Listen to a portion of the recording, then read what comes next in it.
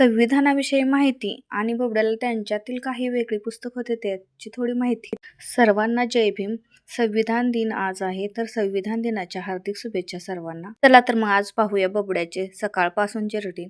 हे पहा, त्याचा व्यायाम कसा चाललेला होता. थोडा थोडा त्याने व्यायाम केला. थोडा थोडा म्हणत तसा जास्तच झालेला आहे व्यायाम त्याचा.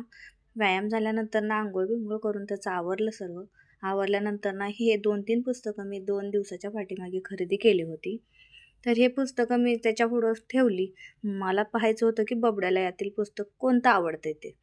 तर मी त्याच्यापुढं हे पुस्तकं ठेवली आणि जरा साईडला चालली.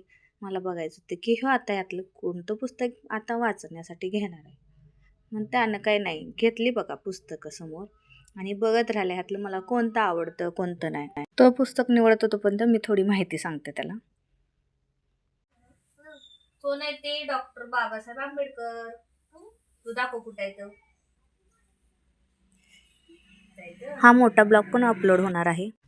तर आता शाळेला जायची तयारी झाली आणि तो निघाला आणि शाळेला जाता जाता तो श्रावणीला सुद्धा सोबत घेऊनच चाललेला आहे, कारण आज मुले शाळेत गेलेले होते त्यामुळे त्याला सोडायला कोणच नव्हतं. त्यामुळे ह्या दोघांना सोडून या असं मी ह्यांना सांगितलं. तर शाळेला जाण्यासाठी यांची गडबड किती चाललेली होती पहा. मी पुढं बस ना तू पाठीमाग बस असं हट्ट करत तेवढा दरवाजा हा श्रावणीचा उघडाच होता. त्यांनी तर घरात कोण नसताना दरवाजा उघडाच सोडून आलेली होती. तर थोड्या वेळ गाडी थांबवली आणि ते दरवाजा लावून आली आणि दरवाजा लावून आल्यानंतर हे पहा चालले बघा शाळेला. चला तर मग बबड्या तर शाळेला निघाला. तर तुम्हाला आजचा ब्लॉग कसा वाटला आणि आवडला असेल तर नक्की एक लाईक करा. पुन्हा भेटू नेक्स्ट व्हिडिओमध्ये. चलो बाय.